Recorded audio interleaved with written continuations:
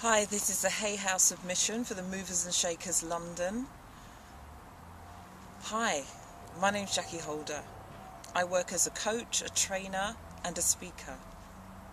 On any one given day, I could be facilitating a one-to-one coaching conversation over the telephone or face-to-face, or I could be running a training course for coaches, or I could be facilitating a management or leadership development course. I love my work and I love the people that I get to meet in it. Today I've brought you out here to meet a very dear old friend. Behind me is a tree I call Sanctuary. I got to know Sanctuary in 2000 when I was going through a really bleak time in my own life. I would leave my home every morning, run all the way around the park, and then when I'd finished my run, I'd head up to Sanctuary.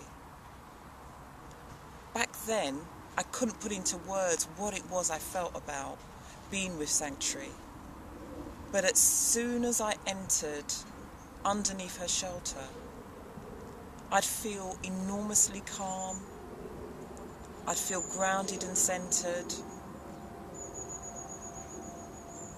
Sometimes I would just wrap my arms around her thick, curling branches, and I'd feel myself being filled with strength. Other days I would sit on her thick roots, and I would write myself away in my journal. And other days I would allow the earth underneath my feet to soak up my tears. Sanctuary became very special to me. And it's really interesting. I find myself talking about trees a lot in my work. In my work as a coach, I often use the metaphor of roots. When I'm speaking or working through issues with my clients. So often we'll talk about the conditions that the roots of their own lives are in. How healthy are they? How nourished are they? How well are they taking care of the roots of their lives?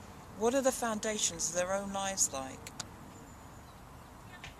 Other times, I'll notice that people's faces light up when I talk about my own love of trees, and they start to tell me the story of a favourite tree, or how they have a special tree that they go to when they want to just kind of feel comforted. Trees mean a lot to people in their lives. In my work, I often use trees in rituals and ceremonies. You can't see the tree ahead of me, but it's the oldest oak tree in the park. And I actually did a wedding blessing under that tree. I've used trees to bless babies.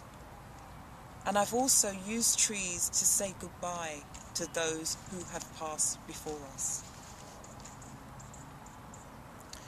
Did you know that one oak tree can provide oxygen for up to 10 people?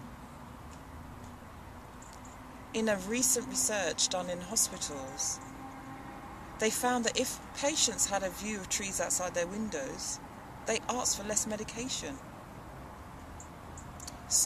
Trees are great stress relievers.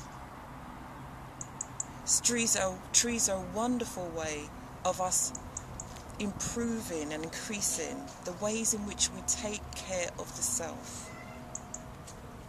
Trees are extremely giving.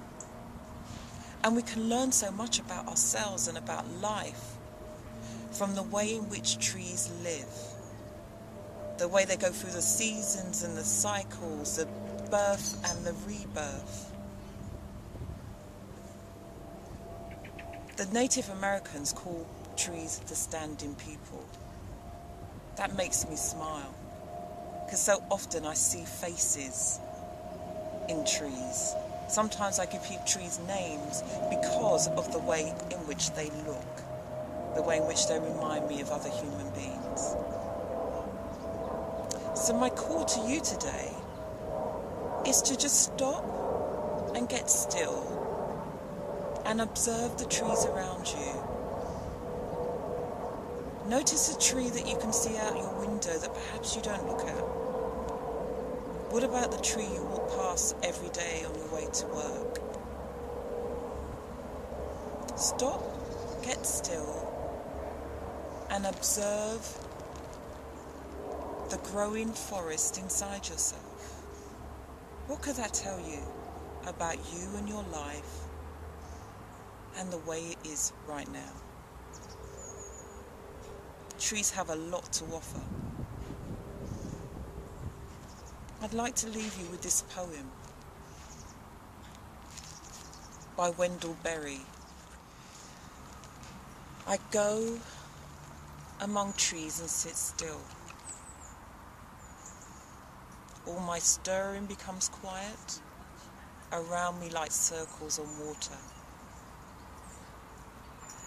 My tasks lie in their places, where I left them asleep like cattle. Then what I am afraid of comes. I live for it for a while in its sight. What I fear in it leaves it, and the fear of it leaves me. It sings, and I hear its song. Trees are great teachers. They are waiting to receive whatever you want to bring to them.